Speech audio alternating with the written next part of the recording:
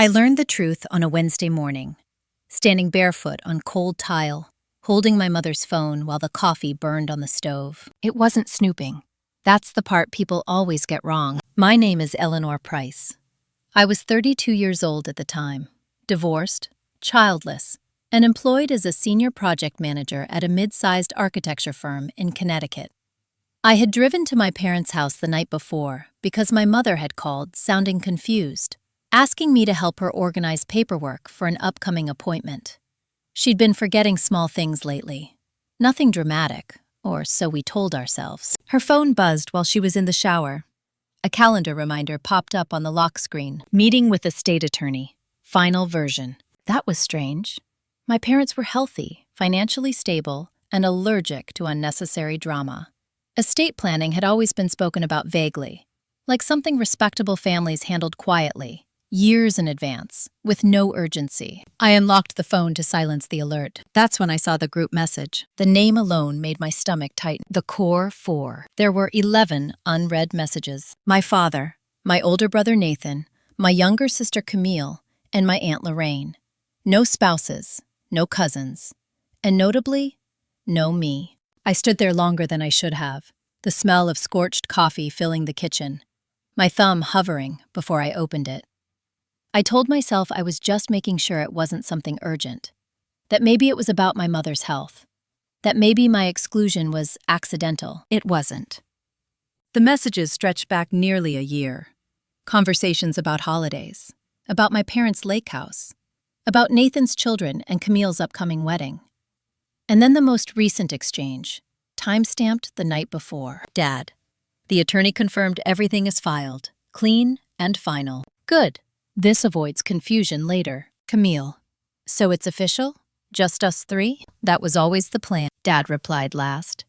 Eleanor doesn't need to be involved. She's independent. She wouldn't want this responsibility anyway. I read that line 3 times. Independent. That word had followed me my entire adult life, like a compliment that slowly curdled into an excuse. I locked the phone and set it back down exactly where it had been. The coffee pot hissed angrily. I turned it off, poured the ruined coffee down the sink, and opened a window. When my mother came downstairs 20 minutes later, wrapped in a robe, smiling faintly, I kissed her cheek and asked if she still wanted help with the paperwork. "Oh, your father already took care of most of it," she said lightly. "But stay for breakfast. He'll be down soon." I nodded. I sat. I buttered toast. I asked about her garden. I did not ask about the will. That was the first decision I made differently. Growing up, I had always been the reasonable one. Nathan was the heir apparent, the golden son who joined my father's construction supply company straight out of college. Camille was the baby, emotional, artistic, endlessly protected. I was the one who moved away, who paid her own way, who never asked for help. My parents said they were proud of that. What they meant was that I was convenient. My father, Richard Price, came into the kitchen humming, already dressed for work. He kissed my mother, poured himself coffee, and smiled at me like nothing in the world was wrong. "Did you sleep okay?" he asked. "Fine," I said. My voice sounded normal to my own ears. That felt important. We ate together. He talked about a zoning issue with a commercial property. My mother mentioned Camille's wedding venue again. I listened. I nodded. I memorized every word, every gesture, every way no one looked at me differently. After breakfast, my father gathered his briefcase. "Big day," he said. "I'll see you tonight, sweetheart." I watched him walk out of the house I'd grown up in, the house I thought would always be a shared place, a shared future. That was the moment something shifted. Not anger. Not yet. Clarity. I drove back to my apartment an hour later with the radio off. My phone rang twice on the way. Camille, then Nathan. I didn't answer either. I needed quiet.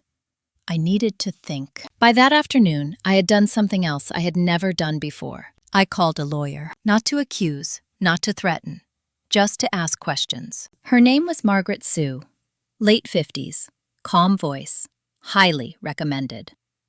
We met 2 days later in her office overlooking the town green. "I think my family is restructuring their estate," I said carefully. "And I believe I've been excluded." Margaret didn't react.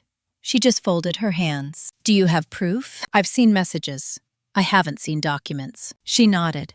Exclusion itself isn't illegal, but secrecy can matter, depending on circumstances. Was there pressure? Manipulation?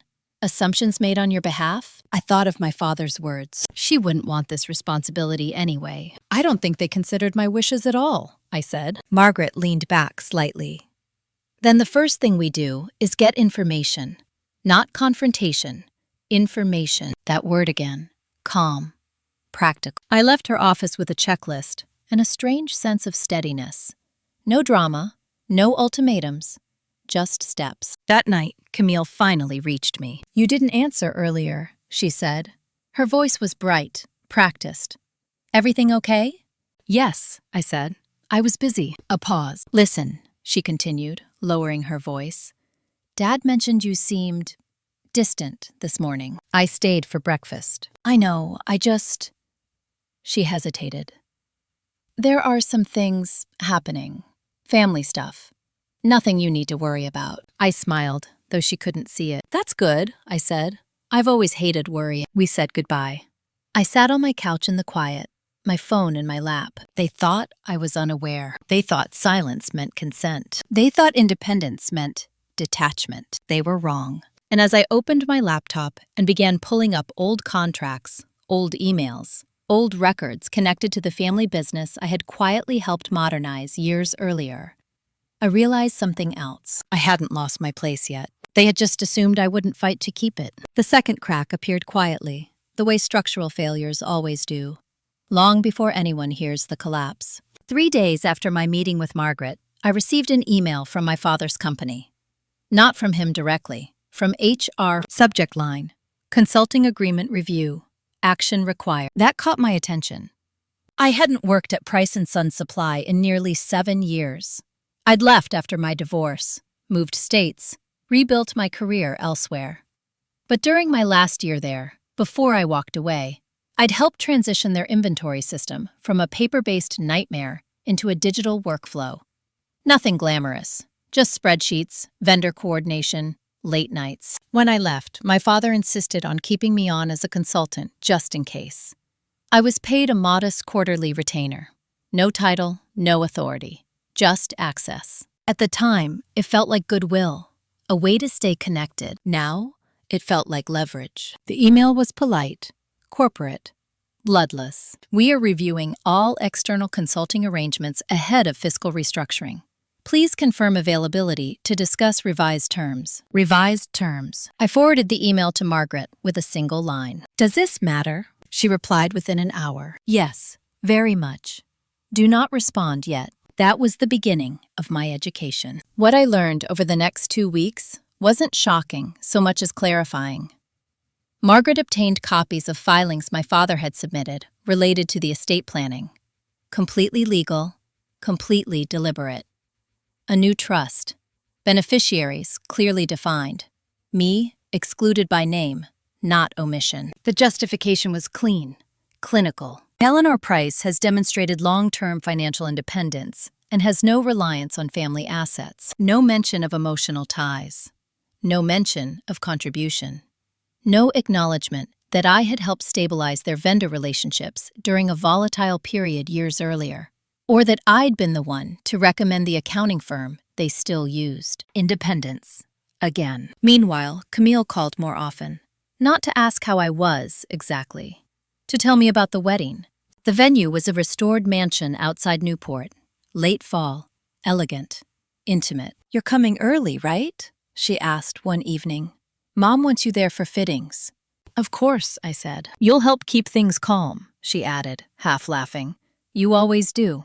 I closed my eyes after we hung up. That night, I pulled out a folder I hadn't opened in years. Inside were old emails between me and my father, from the period when I'd been consulting. Discussions about vendor contracts, cost-saving measures. One particular thread stood out. He had asked me to negotiate a temporary supply arrangement with a regional distributor when their main supplier had threatened to pull out. I had done it quietly, using a former colleague. The deal saved them 6 figures over 18 months. The agreement was signed under my name. Price & Sons had never replaced it. They'd just renewed it every year. I called Margaret the next morning. They still rely on contracts I negotiated, I said. She paused. Do you have documentation? Yes. Then you still have relevance, she said. And relevance is power. I didn't feel powerful. Not yet. I felt alert. The next family gathering was a Sunday dinner at my parents' house. Nothing formal. Camille and her fiancé Evan, Nathan and his wife Lauren with their kids. Aunt Lorraine, as always. I arrived on time, brought a bottle of wine, kissed cheeks, played my role. At the table, conversation flowed around me. Wedding seating, Thanksgiving plans, a new SUV Nathan was considering. I noticed how often my father deferred to Nathan now, how Camille's opinions were indulged, how Lorraine spoke with quiet authority. No one asked about my work. Halfway through dinner, my father cleared his throat. I met with the attorney again this week, he said casually. Just final housekeeping. I kept my fork steady. It's good to get these things settled early, Lorraine said. Avoids misunderstandings later. Camille nodded. Planning is loving, she said. I looked up then. Is it? I asked mildly. They all turned to me. My father's smile stiffened. What do you mean? He asked. Nothing, I said, just thinking out loud. Silence lingered a second too long. Then Nathan laughed and changed the subject. Later, in the kitchen, my mother touched my arm. You're quiet tonight, she said gently. Are you all right? I looked at her. Really looked. She seemed smaller somehow. Tired. I'm fine, I said, just adjusting. To what? I considered lying. I always had before. But something about the word adjusting stayed with me. I think I'm realizing some things, I said carefully, about how decisions are made. Her brow furrowed. Your father only wants what's best for everyone. I nodded. I'm sure he does. She didn't press. She never did. On my drive home, my phone buzzed. A message from Nathan. Hey, Dad mentioned you seemed tense. Don't overthink stuff, okay? Everything's under control. Under whose control, I wondered. The next morning, I responded to the HR email. I'm available to review existing agreements, I wrote. Please include legal counsel on your end. An hour later, my father called. Why are lawyers suddenly involved? He asked, irritation thinly masked. Because you're revising contracts, I said. That's standard. You don't need representation, he said. This is family. I waited a beat. Family doesn't usually renegotiate without conversation, I replied. Silence. You're reading too much into this, he said finally. We're just streamlining. Then it shouldn't be a problem, I said. We hung up politely. But something had shifted again. That evening, Margaret sent me a draft document. Just so you're prepared, she wrote. If they terminate the consulting agreement, they'll need to replace several operational dependencies. That takes time. And during that time, you have leverage. I stared at the screen. This wasn't about revenge.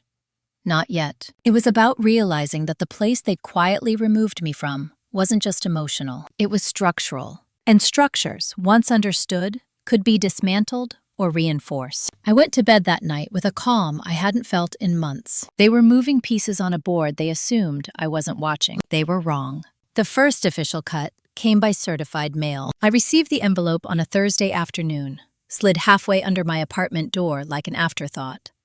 Thick paper, company letterhead, my father's signature at the bottom, printed and then signed in blue ink, the way he did when he wanted something to feel personal without being personal at all. Termination of consulting agreement. No explanation beyond internal restructuring.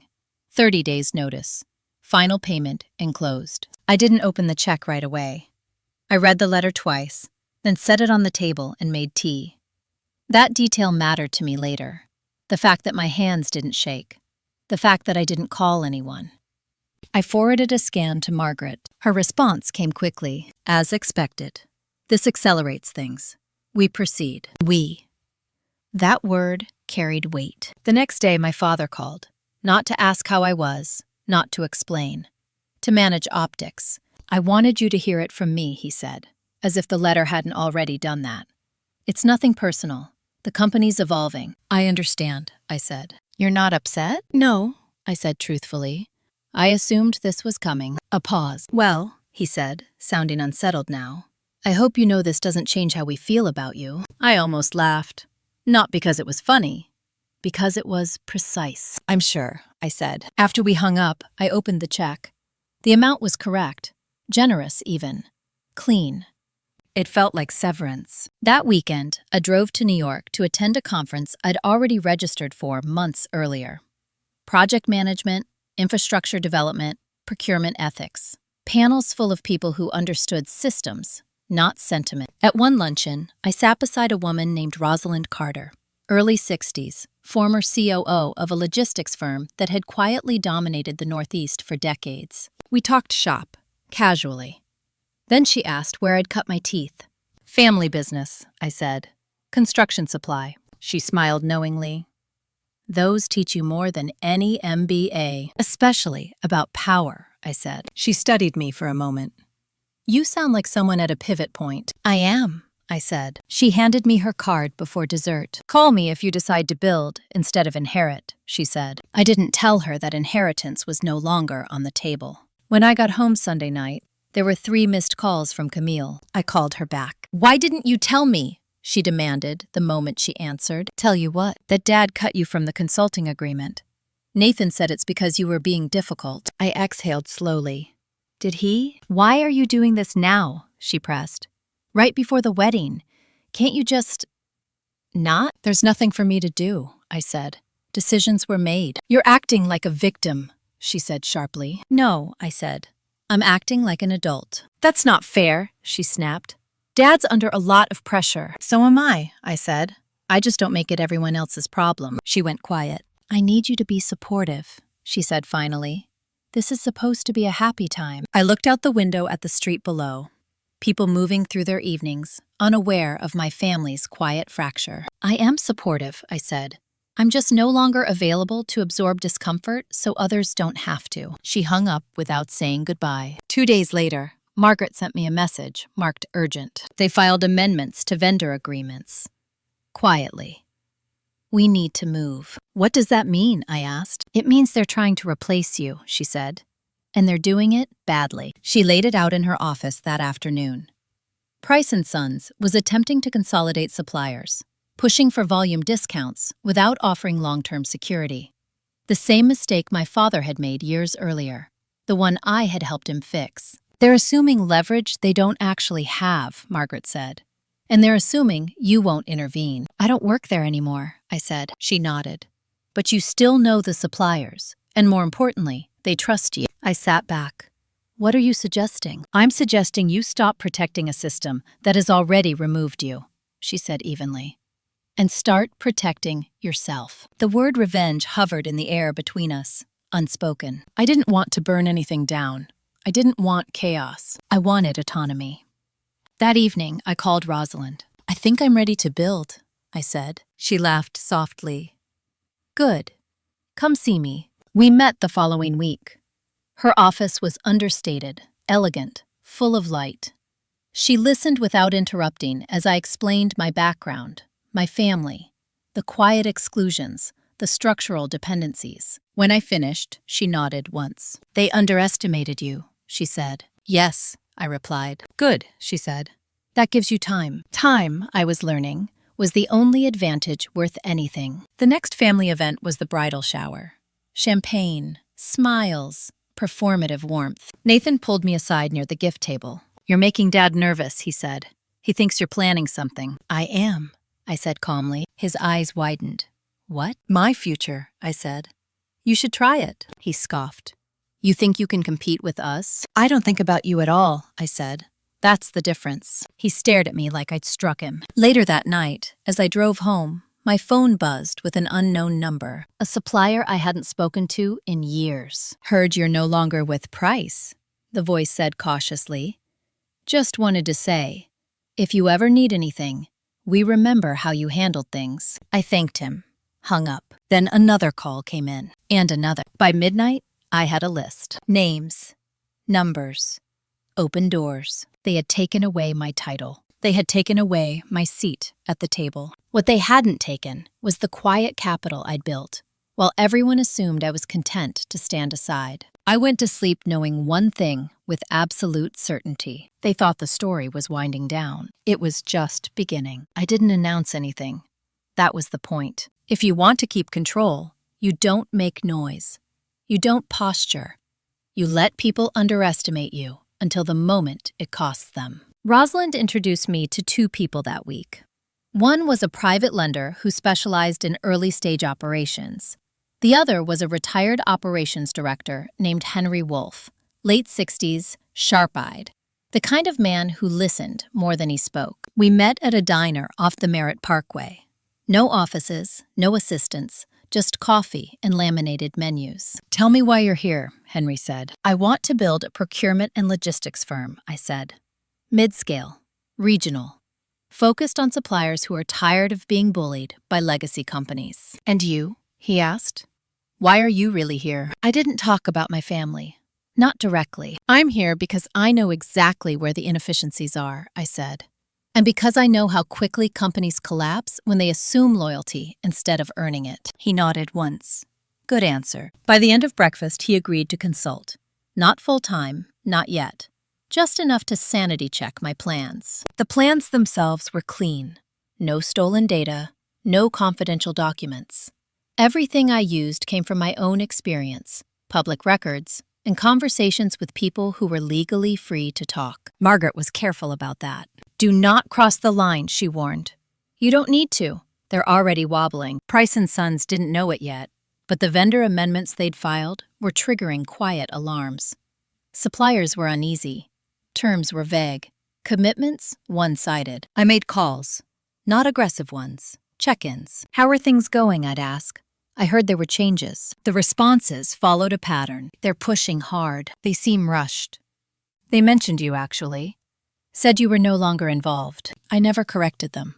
I just listened. By the end of the month, I had enough interest to justify incorporation. I named the company North Meridian Solutions. Neutral. Unemotional. Boring, even. That mattered, too. Camille's wedding was 6 weeks away. The invitation arrived in the mail. Heavy cardstock, embossed lettering. I stared at my name printed neatly alongside Nathan's family. No mention of roles, no mention of involvement. Just attendance. I RSVP'd, yes. Not because I felt welcome, because absence would be interpreted as weakness. At the first dress fitting, Camille stood in front of the mirror, radiant and tense. "You'll stand near Mom during the ceremony," she said, without looking at me. "She gets anxious." "Of course," I said. She exhaled. "Thank you." There it was again. My function. Later, in the parking lot, Nathan confronted me. "People are talking," he said. "About the wedding?" I asked. "About you," he said. "Suppliers, consultants. You're popping up in conversations. That happens when you work in an industry," I said. He narrowed his eyes. "You're circling." I smiled slightly. "You're imagining movement because you're standing still." He stepped closer. "Dad thinks you're doing this to punish him." "I'm not doing anything to him," I said. "I'm doing something for myself." "That's selfish." "Yes," I said calmly. "It is." That word hit him harder than anger would have. That night, my father called. "I hear you've been making inquiries," he said. "I make inquiries for a living," I replied. "You're creating instability," he said. "People are nervous." "Then perhaps you should ask why," I said. A pause. Then, colder. "You need to stop." "I don't take instructions from you anymore," I said. "You're still my daughter," he said. "And you're still a businessman," I replied. "Act like it." We hung up without resolution. The next morning, Margaret forwarded me a document. "FYI," she wrote. "Your father attempted to file a non-compete retroactively. It won't hold." I closed my eyes and let that sink in. They were scrambling now. That afternoon, Henry reviewed my first round of projections. "You're conservative," he said. "That's good. But you're also assuming they won't retaliate." "They will," I said. "Then you need a trigger," he said. "Something that forces the market to choose." I thought about that all weekend. The trigger came sooner than expected. 2 days before the wedding, a mid-sized supplier terminated their contract with Price and Sons. Quietly, legally, effective in 90 days. My phone rang an hour later. Nathan was shouting. "What did you promise them?" he demanded. "Nothing," I said. "They made a decision. You poisoned them against us." "No," I said. "You poisoned them against yourselves." "You think this won't come back on you?" he snarled. "I'm counting on it," I said. The wedding itself was flawless on the surface. White flowers, string quartet, soft smiles for cameras. I stood beside my mother, steadying her when she teared up. My father shook hands with guests. jaw tight. Nathan avoided my eyes. At the reception, Camille hugged me. "I'm glad you came," she said. "I know things are weird." "Weird is survivable," I said. Later, as the band played and champagne flowed, my father cornered me near the bar. "This ends after tonight," he said quietly. "Whatever you think you're doing." I met his gaze. "No," I said. "This begins after tonight." His face hardened. "You'll regret this." "I already regretted trusting you," I said. "This feels lighter." I left before the cake was cut. The next Monday morning, North Meridian Solutions signed its first letter of intent. Not public, not loud, just ink on paper. I framed nothing. I celebrated nothing, because the real shift hadn't happened yet, but it was coming. And this time, I would not be standing quietly to the side. The first real loss didn't show up on a balance sheet. It showed up in the tone of my father's voice when he stopped calling to argue and started calling to ask questions. 2 weeks after the wedding, Price & Sons announced an internal restructuring. It was framed as strategic realignment, new titles, new reporting lines. Nathan was promoted to Executive Director of Operations. Camille's name appeared nowhere, which I noted without comment. The announcement landed poorly. Within days, I started receiving emails from people I hadn't spoken to in years. Middle managers, vendor liaisons. A former logistics coordinator who'd once cried in a supply closet because my father berated her over a delayed shipment that wasn't her fault. The messages were careful. "Just checking in. Heard you might be doing something new. Would love to catch up." I didn't recruit. I listened. Henry warned me about this phase. "This is when they start bleeding quietly," he said. "Talent goes first. Always." At the same time, Margaret forwarded me copies of cease and desist drafts my father's attorney was preparing. None had been sent yet. "He's trying to scare you," she said. "But he knows he doesn't have teeth." That knowledge didn't comfort me. It sharpened me. North Meridian's first client wasn't a supplier. It was a regional hospital network that had been locked into an unfavorable distribution contract for years. The deal was small by industry standards, manageable, a proof of concept. We signed on a Tuesday morning. By Friday, Price & Sons had been informed they would not be renewing. My father called that night. "You went after healthcare?" he asked, disbelief cracking his control. "They came to me," I said. "I didn't solicit." "That's our core," he said. "Not anymore," I replied. Silence stretched. Then he said, quietly, "This is vindictive." "No," I said. "This is what happens when you decide I'm not part of the future." "You're punishing everyone," he said. "Your mother, your siblings." "I didn't punish them," I said. "I removed myself from being punished." He hung up on me. The next call came from Camille. "Mom's crying," she said without preamble. "She doesn't understand why you're doing this." "I'm not doing anything to her," I said. "I'm building a company." "She feels like she's losing you." I closed my eyes. She lost me when she let decisions about me happen in rooms I wasn't invited into. "That's not fair," Camille said. "No," I said. "It's accurate." Camille exhaled sharply. "You've changed." "Yes," I said, because staying the same was killing me. After we hung up, I sat in my kitchen for a long time, the weight of what I was doing pressing in. Not guilt. Grief. Grief for the version of my family that had only ever existed because I'd been willing to make myself smaller. The next escalation came from an unexpected place. Aunt Lorraine requested a meeting. We met at a cafe halfway between our homes. She arrived early, already seated, hands folded neatly, eyes sharp. "You're embarrassing your father," she said. "Hello to you too," I replied. "This family has a reputation," she continued. "You're tarnishing it." "I didn't know I was responsible for managing adult men's reputations," I said. Her lips thinned. "You always had a sharp tongue. Your mother worried it would get you into trouble." "It never did," I said. "Compliance did." She leaned forward. "What do you want?" "That question again?" "I want distance," I said. "From manipulation disguised as love." She laughed softly. "You think you're the only one who's ever felt overlooked?" "No," I said. "I think I'm the only one who stopped tolerating it." "You'll regret burning bridges," she warned. "I didn't burn anything," I said. I stepped off. She stared at me for a long moment, then stood. "You were always ungrateful," she said. I watched her leave, feeling nothing but clarity. That afternoon, Henry flagged something important. They're overextending, he said. Trying to hold ground everywhere. That's a mistake. Then we wait, I said. No, he said. Then we move carefully. North Meridian brought on its second hospital client. Then a third. Each contract was modest, each one strategic. By the end of the quarter, Price & Sons had lost 3 long-term healthcare accounts. Their response was predictable. Discounts, pressure, threats. It didn't work. At a family dinner I almost didn't attend, my father finally snapped. You think you're smarter than everyone?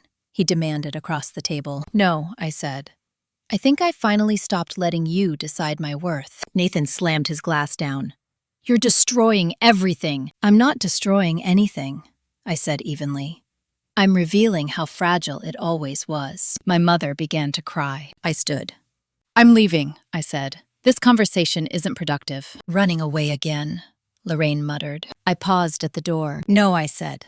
This time, I'm walking towards something. Outside, the air was cold and clean. I breathed deeply. My phone buzzed as I reached my car. A message from Rosalind. Investor interest is real.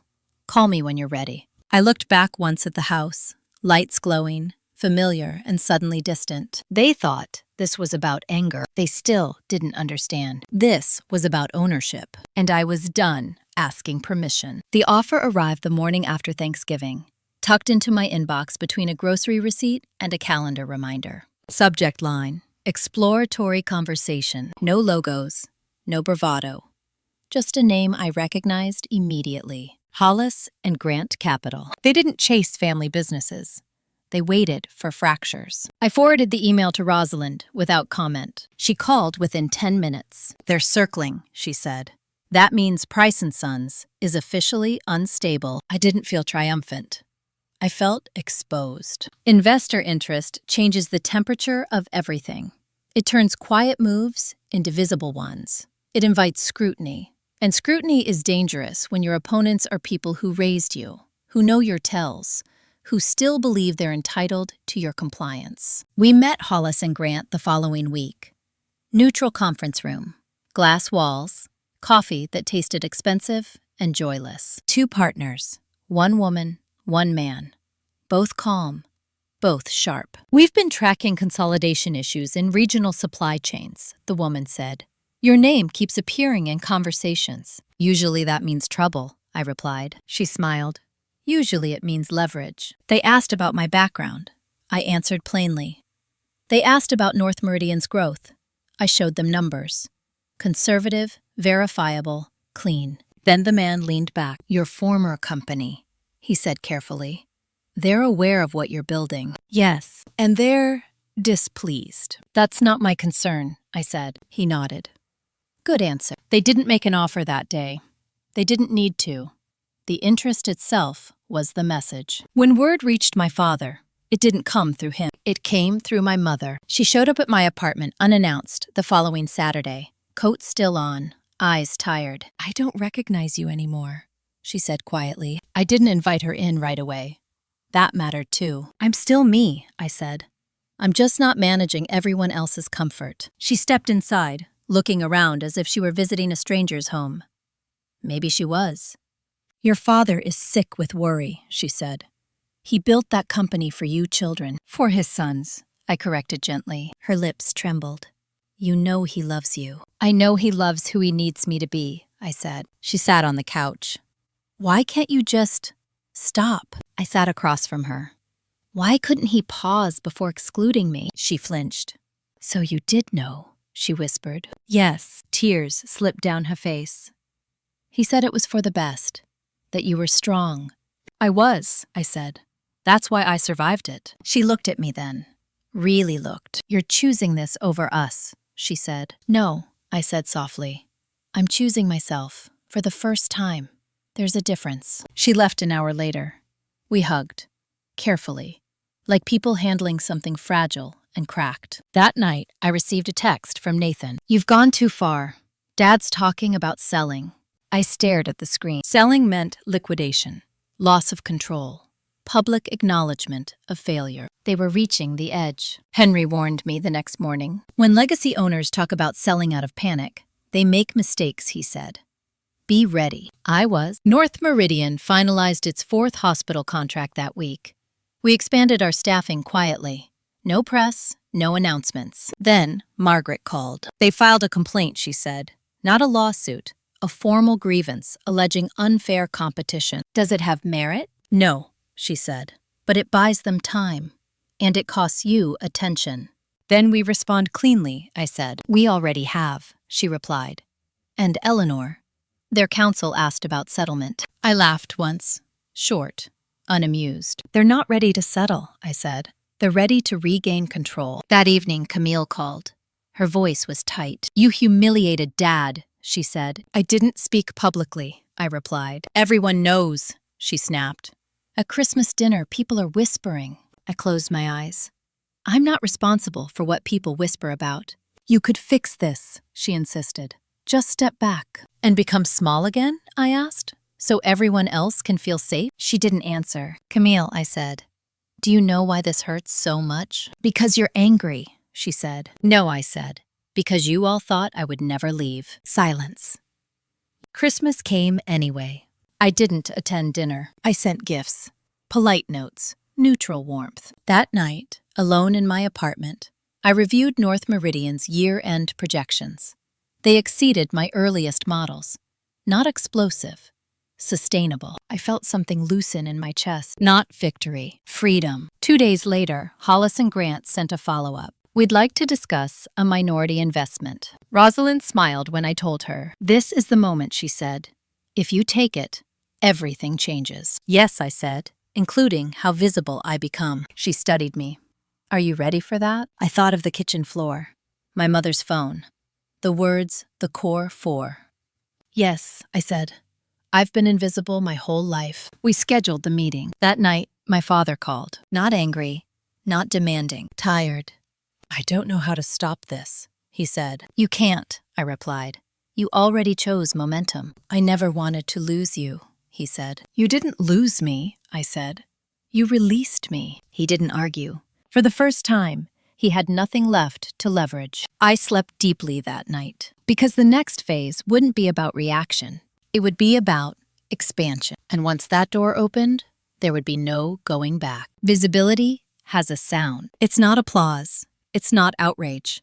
It's the low, constant hum of attention, settling in places you can no longer control. The Hollis and Grant meeting took place on a gray Monday morning. Same glass conference room, same careful smiles. This time, there were documents on the table before we sat down. Minority investment, non-controlling. Capital infusion large enough to accelerate growth without handing over the wheel. They wanted access, insight, a seat at the table. They did not want me out of the chair. That's non-negotiable, the woman said. Your value is judgment, not scale. I appreciated the precision. We went line by line. Margaret was on speaker. Rosalind sat beside me, unreadable. When the call ended, the offer stood. North Meridian would triple its operational capacity within 12 months. Price & Sons, meanwhile, was hemorrhaging quietly. I signed nothing that day. That restraint mattered. 2 days later, my father requested a meeting. Not at his office, not at the house. A neutral diner near the highway. The kind of place where people don't linger, and no one eavesdrops because everyone minds their own business. He was already there when I arrived. Older than I remembered. Not physically, structurally. The certainty that had always anchored him seemed eroded, like a foundation undermined by water. You're meeting investors, he said after we ordered coffee. Yes, you didn't deny it. There's nothing to deny. He stirred his coffee, even though he didn't add cream.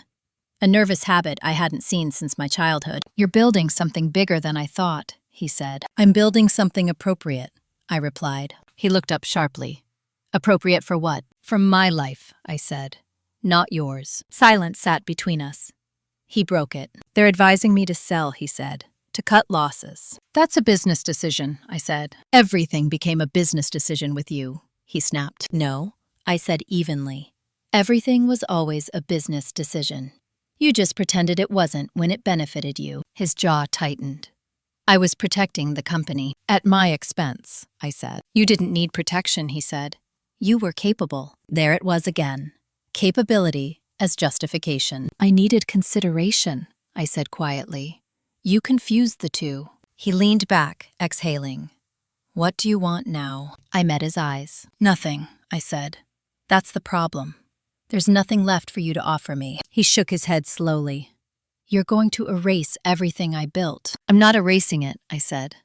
I'm outgrowing it. He stood abruptly, coffee untouched. If you sign with them, he said, you make this irreversible. I nodded. That's the point. After he left, I sat alone for a long time.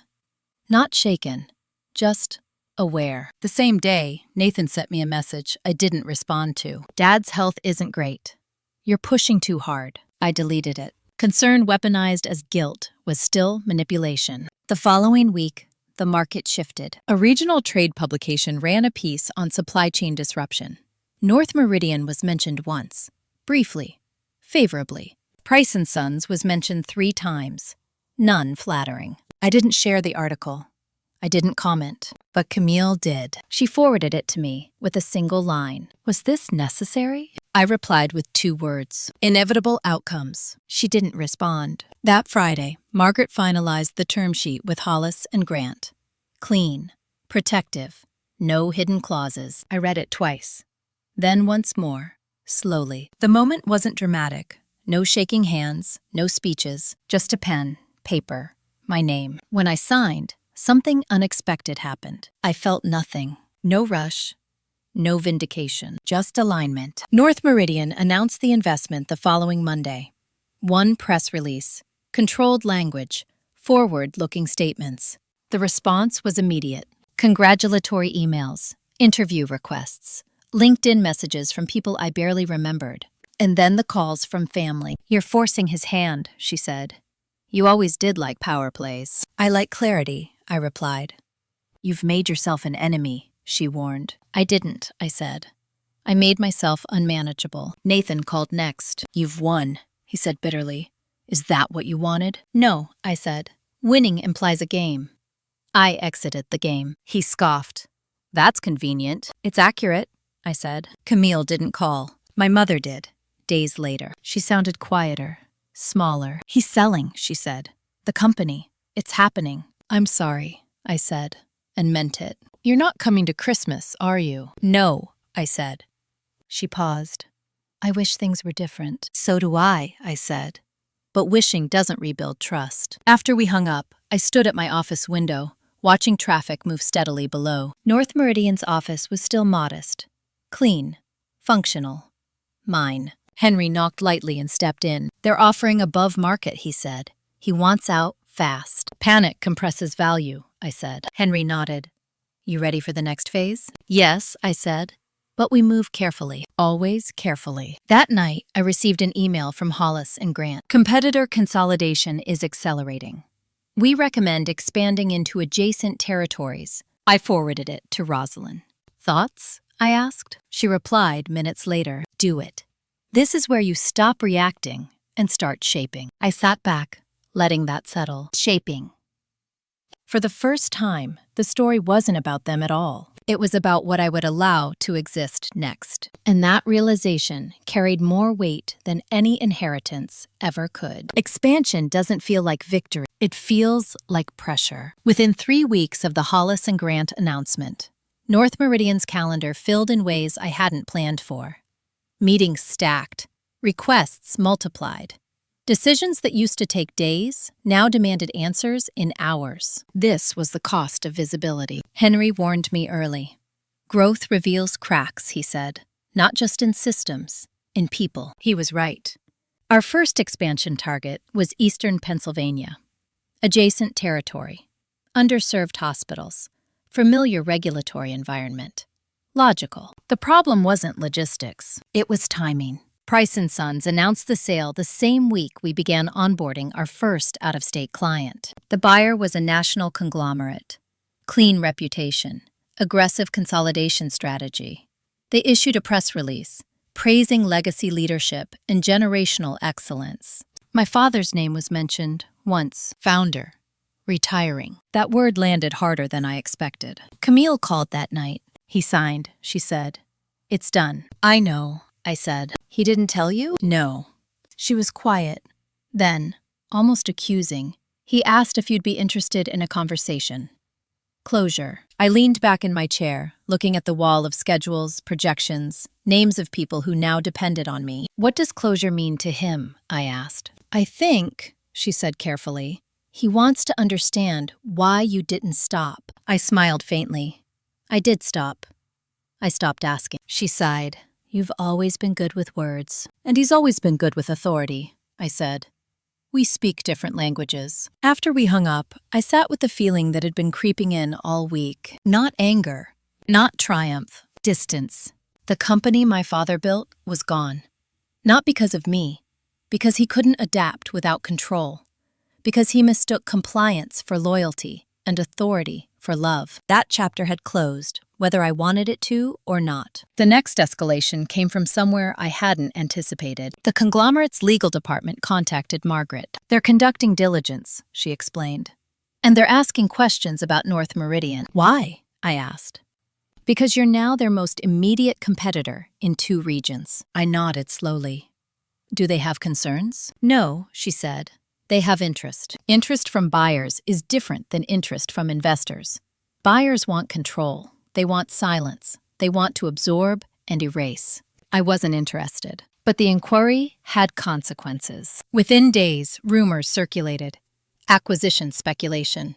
Numbers inflated. Assumptions made. People started projecting outcomes onto me I hadn't chosen. At the same time, my family began to fracture publicly. Nathan resigned from the company weeks after the sale. Lauren moved with the kids to be closer to her parents. Camille postponed her honeymoon indefinitely due to family matters. My mother stopped calling. I noticed only because I had grown used to managing her emotions. The absence felt unfamiliar, not painful. One evening, Henry sat across from me in my office, long after everyone else had gone home. You've reached the inflection point, he said.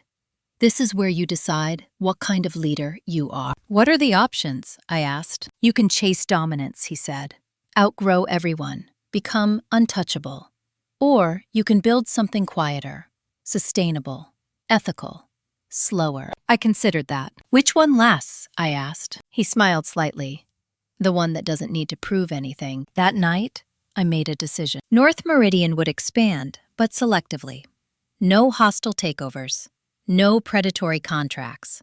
We would refuse clients that mirrored the behavior I'd left behind. Rosalind supported it immediately. This is your differentiator, she said, and it's rare. The next morning, I received a message from my father. First contact in weeks. I'd like to see you.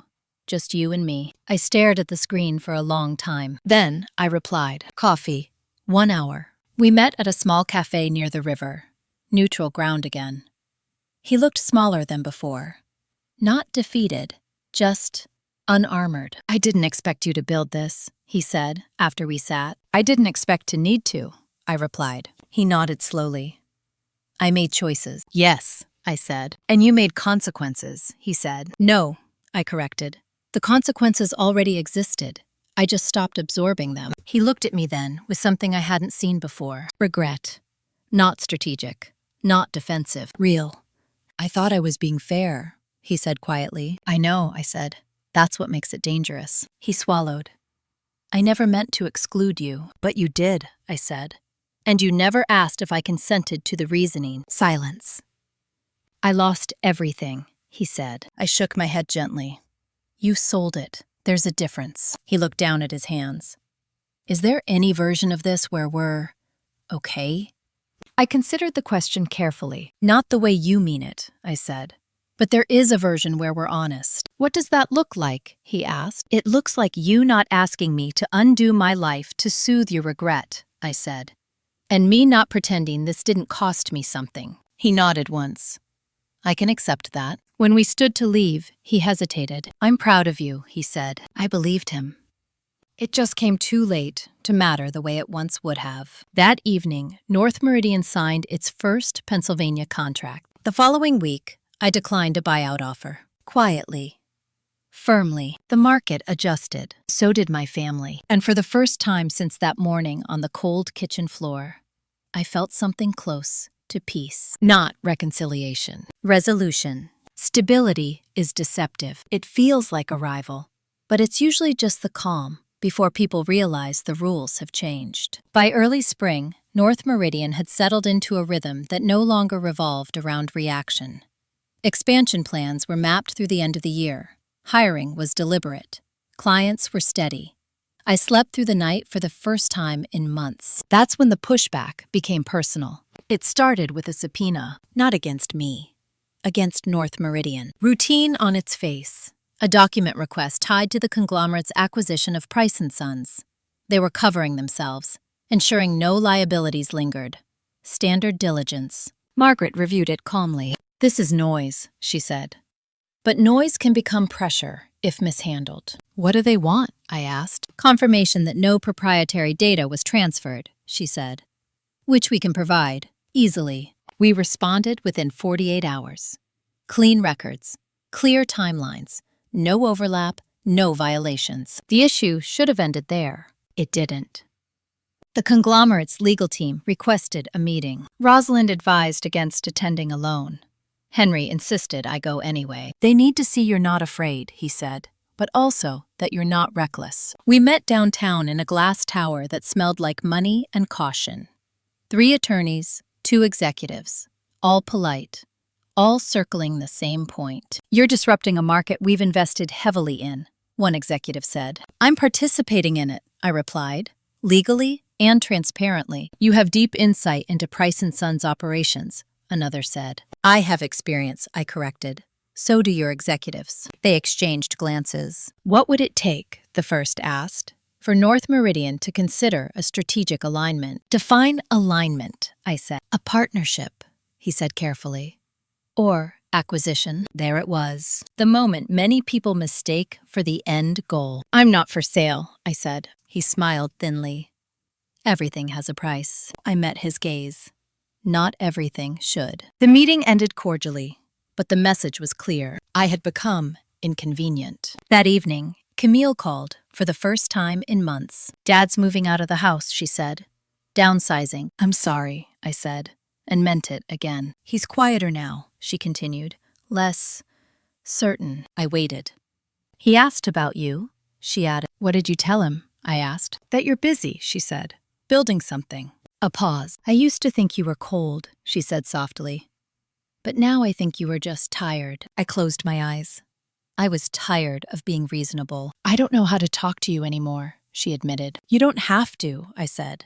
"Just be honest when you do." After we hung up, I sat with that conversation longer than I expected. Camille had benefited from the system without questioning it, but she was also a product of it.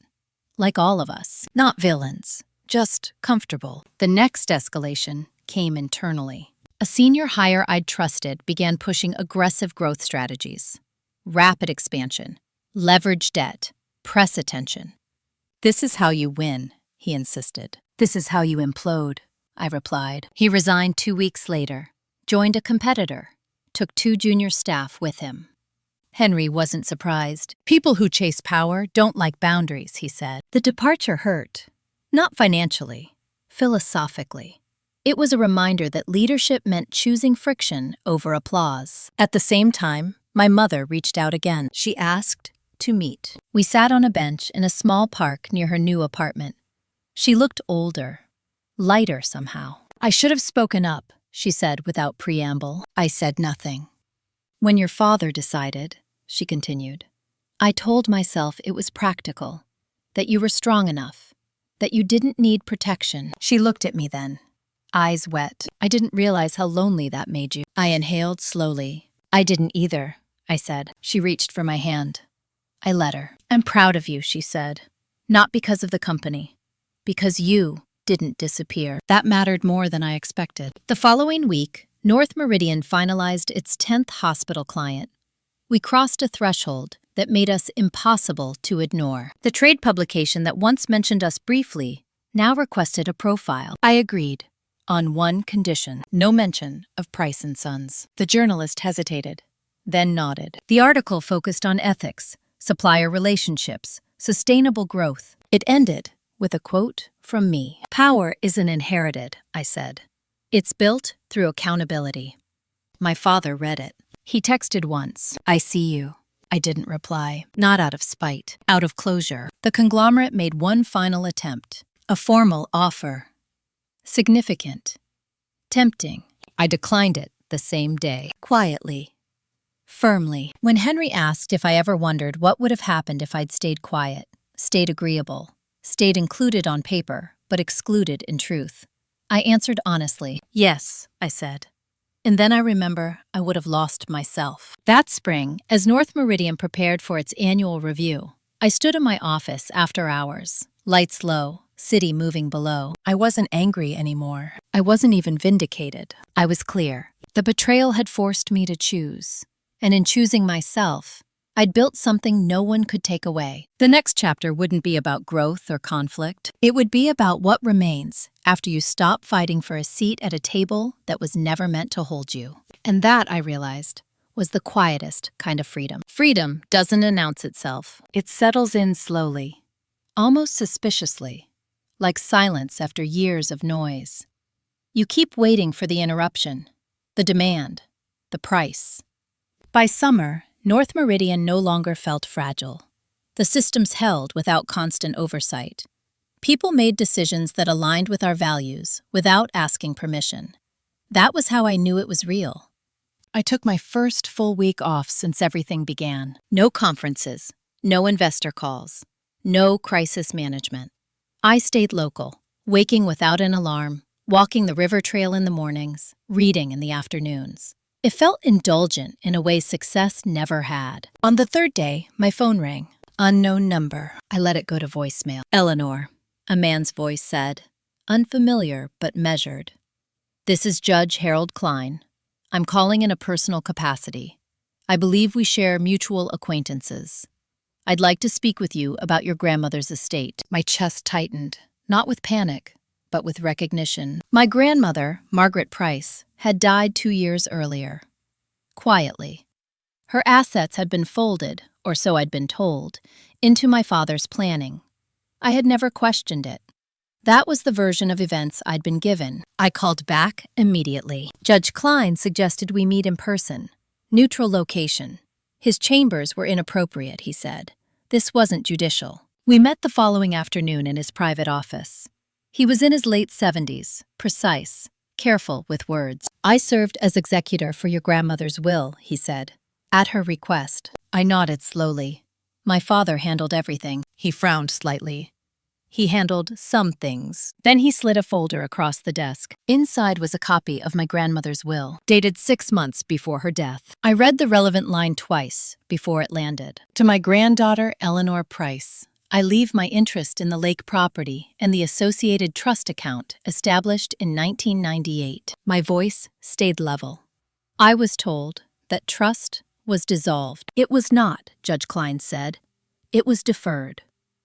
Your grandmother anticipated resistance. Resistance from whom? I asked. Though I already knew. He met my eyes.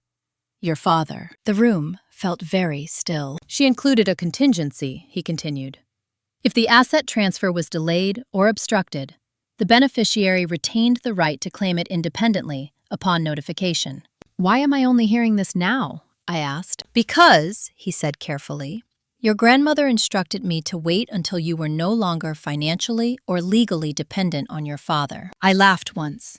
Not from humor, from precision. She knew, I said. She did, he replied. And she was very clear. This was not to be used as leverage. It was to be used as autonomy. The trust amount wasn't massive by market standards, but the lake property was valuable, sentimental, strategic, and it was mine, legally, irrevocably. Margaret reviewed the documents that evening. This is clean, she said. He had no right to withhold it. But given the timing, your grandmother was smart. Do I need to inform my father? I asked. No, she said. You need to file. So I did. Quietly. No announcement. No confrontation. 2 weeks later, the title transfer was complete. The first person to call wasn't my father. It was Nathan. You went behind our backs, he said, furious. I followed my grandmother's instructions, I replied. She didn't mean. She meant exactly what she wrote, I said. You're dismantling everything, he snapped. No, I said. I'm reclaiming what was always mine. He hung up. My father called the next day. Not angry, defeated. I didn't know she'd done that, he said. You did, I said calmly. You just didn't think I'd ever see it. Silence. I wasn't trying to hurt you, he said. That's what hurts the most, I replied. You didn't think about me at all. He didn't argue. The lake property sat empty most of the year. I visited once in late August, walked the dock, sat on the porch where my grandmother used to drink tea and watch storms roll in. She had seen me. That knowledge shifted something fundamental. Not triumph, validation. When I returned home, I made one final decision. North Meridian would establish a foundation. Small, focused, supporting women leaving family businesses under coercive structures. Legal resources, advisory services, quiet help. Rosalind approved immediately. Legacy, she said. On your terms. That fall, I received one last message from Camille. I think we all misunderstood strength, she wrote. I hope someday you'll let us know you again. I read it carefully. Then I replied, I never left. I just stopped shrinking. I didn't know what the future held for us as a family, but I knew one thing with certainty. For the first time in my life, every decision I made belonged to me, and that was enough. People assume the final act of a story looks like confrontation, raised voices, admissions, someone breaking down and finally saying the right words. Real endings are quieter than that. They sound like paperwork sliding across a desk, like doors closing without being slammed, like a life that no longer requires permission. The lake house entered my life the way truth often does, not with drama, but with logistics, insurance transfers, utility accounts, a locksmith changing codes. I handled it all myself, resisting the urge to delegate. This mattered. Ownership should be felt in the hands, not just recorded in a file. On my second visit, I found a box in the hall closet I hadn't noticed before. Old photographs, letters, a stack of notebooks bound with elastic, my grandmother's handwriting. I sat on the floor and read until the sun dipped low enough to make the words blur. She'd written about the family business, about watching my father grow rigid with control as the company grew, about my mother's silence, mistaken for peace, about Nathan's entitlement and Camille's fragility, and about me. Eleanor sees what others ignore, one entry read. That will cost her if she stays. Another, written months before her death. If they ever make her feel small, I want her to remember that she comes from me. I closed the notebook and sat very still. The betrayal had started long before the will, but so had the protection. Back at North Meridian, the foundation paperwork moved faster than expected. Margaret helped structure it quietly. No press, no branding tied to me directly. The first grant went to a woman in Ohio who'd been pushed out of her family's manufacturing firm after refusing to sign away voting rights. We covered her legal fees. 6 months later, she had her own consultancy. She sent me a thank you note. You didn't save me, she wrote. You reminded me I wasn't powerless. That felt right. The conglomerate made one final move in late October. Not legal, not financial, personal. An executive reached out through a mutual contact, suggesting dinner. Framed as reconciliation, industry unity, old grudges put to rest. Henry's response was immediate. They want to understand you, he said, so they can predict you. I declined the invitation politely. No explanation. After that, the pressure stopped. Markets adapt. So do predators, when they realize the cost outweighs the gain. My father sent a holiday card that year. Simple. No long letter, just, thinking of you. I placed it on my desk and didn't respond. Not out of cruelty, out of honesty. Some relationships don't end because of hatred. They end because continuing them would require erasing what you learned. At Thanksgiving, I hosted my own dinner. Friends, colleagues, people who knew me without a role attached. No speeches, no tension. Just food and conversation, and the quiet hum of belonging that didn't ask me to perform. After dessert, one of my team members asked how North Meridian had started. I smiled. By accident, I said, like most honest things. That night, as the house emptied, I stood alone in the kitchen and thought about the version of myself who'd stood barefoot on cold tile months earlier, holding a phone that wasn't hers, realizing she wasn't included. I wished I could tell her something. Not that it would be okay, but that she would choose herself anyway. The following week, I received notice that the Price Family Trust had finalized distributions. Nathan and Camille received what had been promised. The amounts were substantial, the language formal. I received nothing. And for the first time, that fact didn't register as loss. It registered as confirmation. Confirmation that my grandmother had been right. That protection didn't always come from inclusion. Sometimes it came from distance and timing, and the courage to let someone walk away. Camille sent one more message before the year ended. "I miss you," it read. No defense, no request. Just that. I stared at it for a long time. Then I replied, "I miss who we could have been." It wasn't reconciliation, but it wasn't rejection either. Winter settled in. North Meridian closed the year strong. Not explosive, balanced. Exactly how I wanted it. One evening in early December, I sat in my office long after dark, reviewing a proposal for the foundation's second year. Outside, snow fell softly, muting the city. I thought about revenge. How people misunderstand it. They think it's about destruction, about watching someone suffer. It isn't.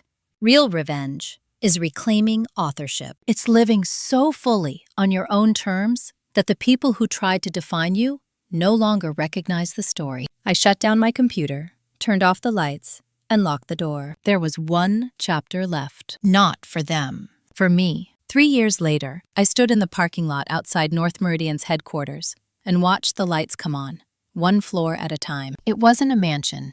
It wasn't flashy. Glass, steel, clean lines.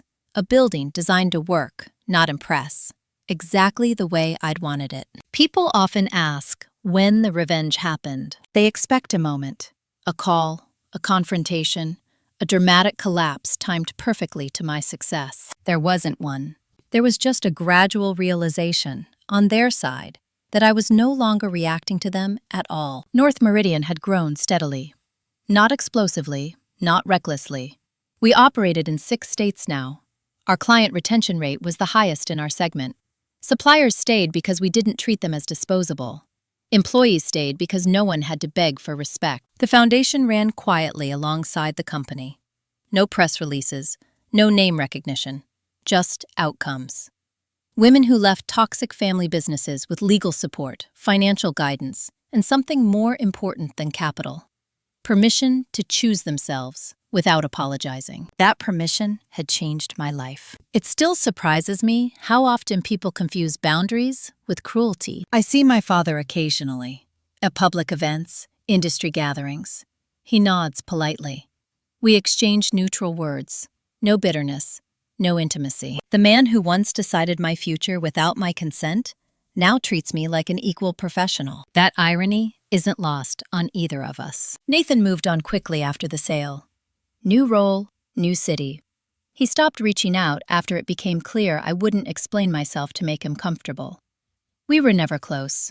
We were adjacent. Camille and I speak twice a year. Holidays, birthdays.